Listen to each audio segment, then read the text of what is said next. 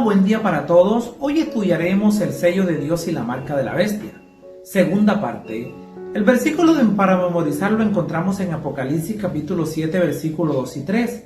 Dice la palabra de Dios: Entonces vi otro ángel que subía del este con el sello del Dios vivo, y clamó a gran voz a los 4 ángeles, quienes habían recibido poder de dañar la tierra y el mar, y les dijo: No dañen la tierra, ni el mar, ni los árboles, hasta que sellemos en sus frentes a los siervos de nuestro Dios.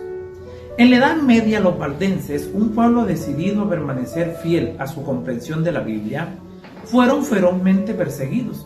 En 1488, la Iglesia romana asesinó brutalmente a los valdenses en el valle de Luis debido a su fe. La profecía de la marca de la bestia trata sobre el eslabón final de una impía cadena de persecución religiosa que se remonta a través de los siglos. Al igual que las persecuciones del pasado, esta persecución está para obligar a todos a someterse a determinado conjunto de creencias y a un sistema autorizado de culto. Sin embargo, como siempre, Dios tendrá un pueblo que no cederá: la herida mortal. Como ya hemos estudiado, los poderes de la bestia de Apocalipsis capítulo 13 y Apocalipsis 14 representan un sistema mundial de adoración falsa, pero hay más. Este poder demoníaco actuó durante 1260 años. La bestia continuaría por un periodo específico en la historia. En las profecías de tiempo simbólico, un día profético equivale a un año literal. En Números capítulo 14, versículo 34 leemos: un año por cada día, que es la aplicación del principio bíblico de contar un día por un año. Una vez más, Dios dice un día por cada año. Ezequiel capítulo 4, versículo 6. Este principio repetidamente ha demostrado ser exacto al interpretar las profecías bíblicas de tiempo, como con las 70 semanas de Daniel capítulo 9, versículo 24 al 27. Si calculamos el periodo que se menciona en Apocalipsis capítulo 13, 5, de 42 meses con 30 días en un mes, llegamos a 1260 días proféticos o años literales.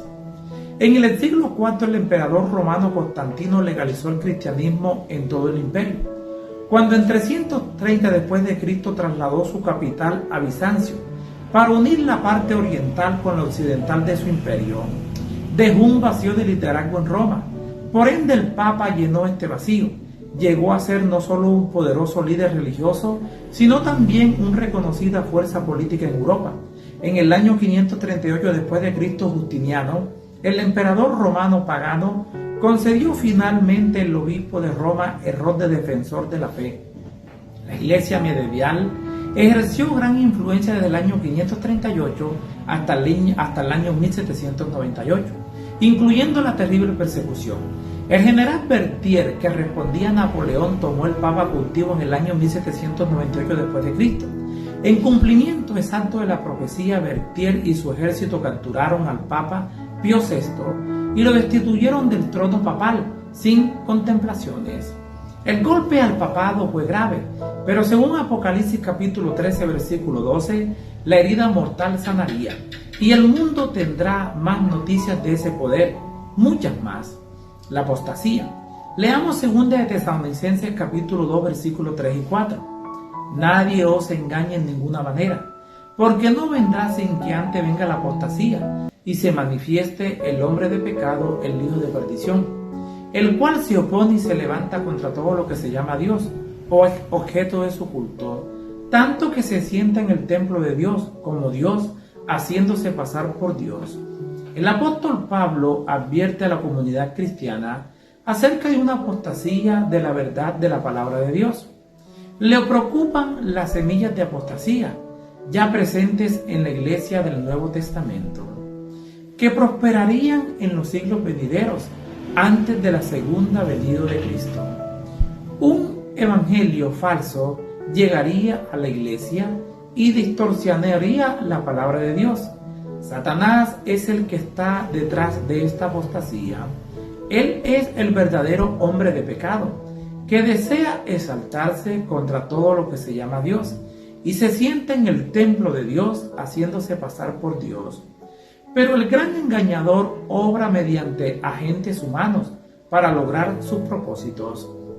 Las características identificativas en Daniel y Apocalipsis revelan que el cuerno pequeño de Daniel 7, la bestia de Apocalipsis 13 y 14 y el inicuo de 2 de Tesalonicenses capítulo 2 representan a la misma entidad. El comentario bíblico adventista lo dice de esta manera: una comparación con la profecía de Daniel acerca del poder blasfemo sucesor de la Roma pagana y con la descripción que hace Juan de la bestia semejante a un leopardo, revelan muchas similitudes entre las tres descripciones: el cuerno pequeño, el poder de la bestia y el inicuo. Esto lleva a la conclusión de que Daniel, Pablo y Juan están hablando del mismo poder, a saber, el papado. Es extremadamente importante recordar que la profecía bíblica está describiendo un sistema religioso que ha comprometido la palabra de Dios, que ha sustituido el Evangelio por las tradiciones humanas y que se alejó de la verdad bíblica. Un Dios de amor increíble dio estas profecías para preparar un pueblo para la venida de Jesús. Son una reprensión para las organizaciones religiosas apóstatas que se han apartado de la palabra de Dios, aunque no necesariamente para las personas que hay en ellas. Nuestro mensaje es sobre un sistema que ha engañado a millones. Por eso Apocalipsis capítulo 18 versículo 4. Aunque engañadas, estas personas son muy amadas por Cristo. Debemos tratarlas debidamente con mucho amor. La estrategia final de Satanás. Las encuestas revelan una profunda falta de confianza en los gobiernos por sus corrupciones y sus malas administraciones. Millones se preguntan: ¿dónde hay alguien moralmente apto para liderar el mundo? Las profecías del Apocalipsis identifican el poder de la bestia como aquel que es una unión religiosa política. Será el poder que desempeñará este papel y dirá: yo puedo sacar el mundo adelante. Leamos Apocalipsis capítulo 17 versículo 12 al 14. Dice la palabra de Dios: y los 10 cuernos que has visto son 10 reyes que aún no han recibido reino, pero por una hora recibirán autoridad como reyes juntamente con la bestia. Estos tienen un mismo propósito y entregarán su poder y su autoridad a la bestia. Pelearán contra el Cordero y el Cordero los vencerá, porque Él es Señor de señores y Rey de reyes. Y los que están con Él son llamados, elegidos y fieles. Hay 3 comentarios importantes que Juan hace en este pasaje. En primer lugar, los poderes políticos tienen un propósito y darán su poder y autoridad a la bestia. En segundo lugar, este conglomerado de error hace guerra contra Jesús, es decir, contra el Cordero. En tercer lugar, en la última guerra de la tierra, Cristo y sus seguidores triunfan. No gana la bestia, Jesús gana. ¿Alguna vez te preguntaste qué estrategia podría utilizar el diablo para unir a las naciones? La historia a menudo se repite. Descubrimos lecciones valiosas del colapso del Imperio Romano. Cuando las invitaciones germánicas asolaron la Europa occidental desde el norte, el emperador romano Constantino acudió a la religión. La autoridad de la Iglesia, combinada con el poder del Estado, se convirtió en el instrumento que Constantino necesitaba. El continuo fortalecimiento de la santidad del domingo en el siglo IV fue un movimiento político y religioso calculado para unir el imperio en un momento de crisis. Constantino quería que su imperio se uniera y la Iglesia romana quería que el imperio se convirtiera. La gente estará desesperada por alguien que ofrezca algo de estabilidad y protección. Así es como la tiranía ha surgido en el pasado y no hay razón para pensar que no podría volver a suceder. Según la profecía, algo propiciará estos acontecimientos finales, aunque es difícil saber cómo podría desarrollarse todo esto. El mundo ya ha visto cómo pueden producirse los grandes cambios. y con cuán rapidez. Aunque no conocemos los detalles de lo que viene, sabemos que este poder va a surgir del abismo. Necesitamos estar preparados para ello. La marca de la bestia. Leamos Apocalipsis capítulo 14, versículo 9. Dice la palabra de Dios: y el tercer ángel lo siguió diciendo a gran voz: si alguno adora a la bestia y a su imagen, y recibe la marca en su frente o en su mano. La Biblia es clara al decir que un grupo adora a la bestia y el otro guarda los mandamientos de Dios, que incluye el cuarto mandamiento de la ley de Dios, es decir, el sábado, el que el poder de la bestia intentará cambiar. Y este pueblo de Dios guarda la fe de Jesús. Ese es el contraste. Al obrar por medio de la bestia que sube del mar y de la tierra, el diablo intenta socavar la autoridad de Dios atacando la esencia de la adoración, es decir, el sábado. La marca de la bestia se coloca en la frente o en la mano. La frente es un símbolo de la mente. Es un símbolo donde Dios quiere ratificar a sus hijos, donde se encuentra la conciencia, la razón y el juicio. Por otro lado, la mano es un símbolo de acciones y hechos. Se acerca el día, y probablemente sea antes de lo que imaginamos, en el que aprobarán leyes que restringirán nuestra libertad religiosa. Quienes siguen la palabra de Dios a conciencia y guardan el verdadero día de reposo del Señor serán tallados de enemigos de la unidad y el bien de la sociedad. Los que honran el sábado de la Biblia serán denunciados como enemigos de la ley y el orden, como quebrantadores de las restricciones morales de la sociedad y por lo tanto causantes de anarquía y corrupción, las cuales atraen sobre la tierra los juicios de Dios. Sus escrúpulos de conciencia serán denunciados como obstinación, terquedad y desprecio de la autoridad. Serán acusados de deslealtad hacia el gobierno. La Iglesia de Roma afirma que el domingo es la marca de su autoridad eclesiástica. Ellos asimismo lo dan a conocer.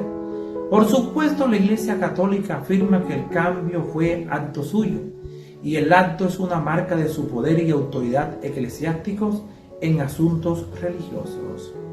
No tenemos que temer al futuro. Lo único que tenemos que hacer es estar de parte de los hijos fieles y elegidos de Jehová, que el Cordero peleará por nosotros, por lo que la observancia del domingo se hará cumplir y luego se convertirá en la marca de la bestia.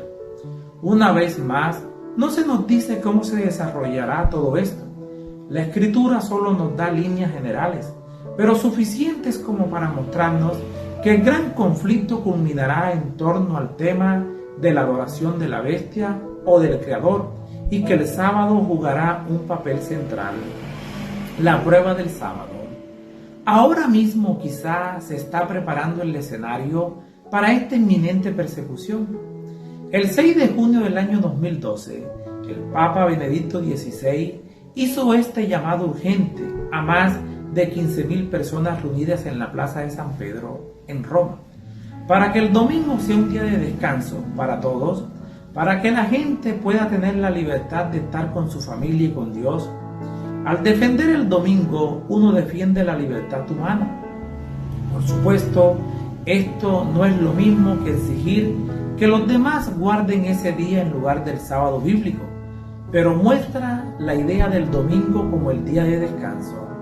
Decididamente es un verdadero problema.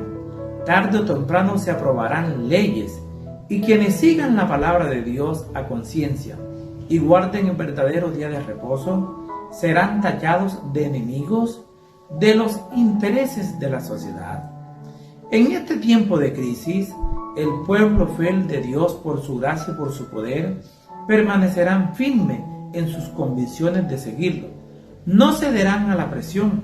En contraste con la marca de la bestia, recibirán el sello de Dios. Los sellos se usaban en la antigüedad para dar fe de la autenticidad de los documentos oficiales, por lo que esperaríamos encontrar en el sello de Dios inserto en su ley. Los sellos antiguos eran una marca distintiva personalizada. El profeta Isaías dice: ata el testimonio, sella la ley entre mis discípulos. Isaías capítulo 8, versículo 16. El cuarto mandamiento contiene 3 elementos de un sello auténtico.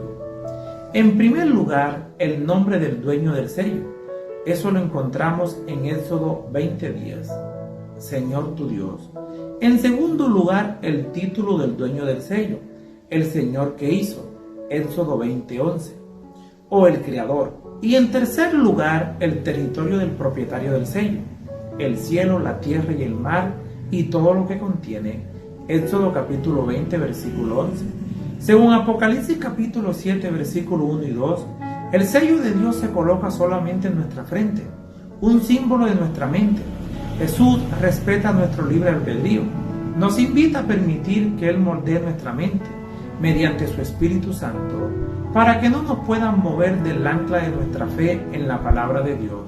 Por lo tanto, entendemos que los fieles son quienes guardan los mandamientos de Dios y tienen la fe de Jesús. Apocalipsis capítulo 14, versículo 12. Y en estos mandamientos está incluido el cuarto mandamiento, el día sábado. El que quiere cambiar la bestia.